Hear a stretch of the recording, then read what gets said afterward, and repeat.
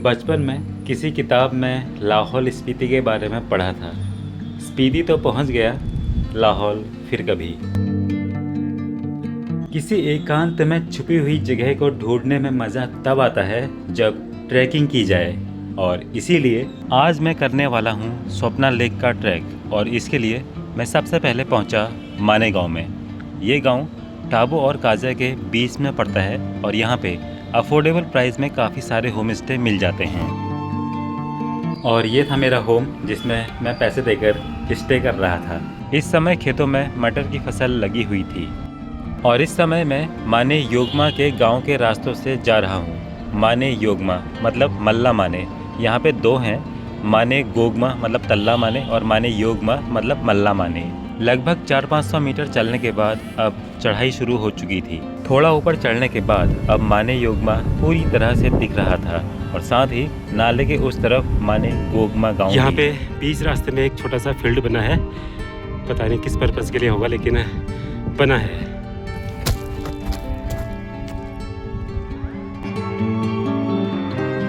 माने योगमा गांव की चढ़ाई क्रॉस करने के बाद अब रास्ता तिरछा शुरू हो चुका था।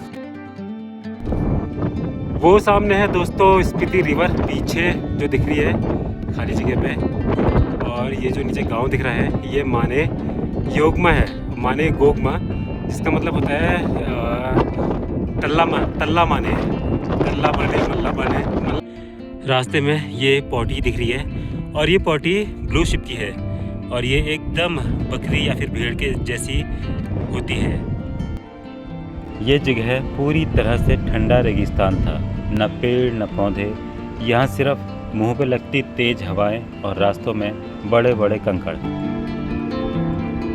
तो अभी मुझे जाना है इस रास्ते को फॉलो करते हुए यहाँ से, और फिर ये चट्टान के ऊपर से ये जो बादल दिख रहे हैं इसके नीचे है स्वप्ना लेक। तो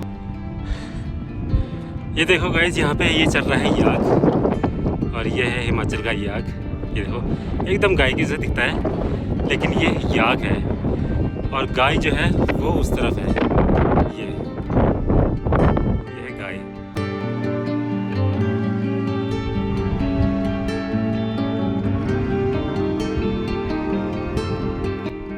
लगभग 2 घंटा चलने के बाद मैंने कुछ ऐसा देखा जो मैंने पहले कभी नहीं देखा था, और ये थी ब्लू शिप्स झुंड में।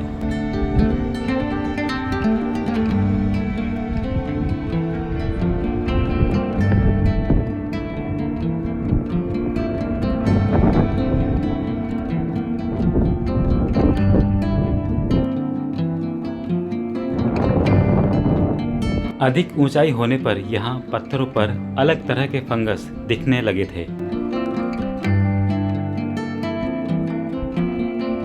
यहाँ रास्ता काफी सुनसान था, इसलिए अब मन में डरावने ख्याल आने लगे थे। स्नो लेपर्ड के।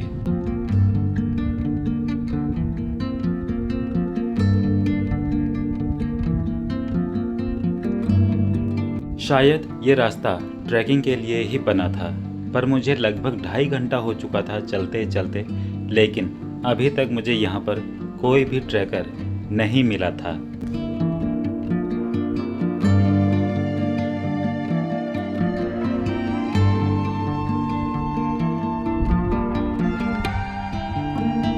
माने गांव से निकलने के बाद मुझे इस रूट पर सिर्फ एक ही पेड़ दिखाई दिया, माजिना का या फिर वेलोडेल का, जो इस रेगिस्तान में अकेला खड़ा था।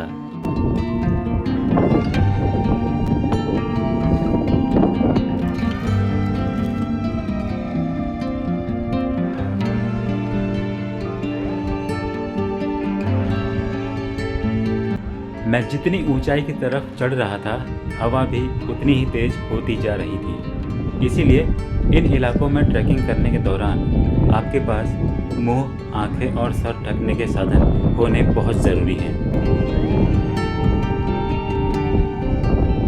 यहाँ बर्फ़ पिघले अब काफ़ी समय हो चुका था, इसीलिए अब छोटे छोटे पौधों पर फूल खिलने लगे थे। लेक से थोड़ा नीचे इस तरह की पॉटी देखने को मिली, पर न जाने ये जानवर कौन सा रहा होगा। थोड़ी देर बाद रास्ता ढलान की तरफ शुरू हुआ शायद मैं लेक के करीब था। अब मैं लेक के इतना करीब पहुंच चुका था कि मुझे लेक का एक किनारा दिखने लगा था, पर सूखा। लेकिन लेक में पानी देखने की उत्सुकता के कारण अब मैं लेक की तरफ भागता हुआ जा रहा था। आखिरकार 3 घंटे की चढ़ाई चढ़ने के बाद अब मैं सोपोना लेक में पहुंच चुका था, पर यहाँ का नज़ारा तो कुछ और ही था। और ये थी मानेगांव की सोपोना लेक, जो अब लेक से ड्राई रेगिस्तान बन चुकी थी और इसमें मोटे मोटे पपड़ियाँ जम चुकी थी। हो सकता है ये लेक बरसात के समय भर जाती होगी, पर इस समय तो इसमें सूखी हुई मोटी मोटी पपड़ियाँ जम चुकी हैं। शायद यही वजह रही होगी कि मुझे रास्ते में कोई भी ट्रैकर नहीं दिखा।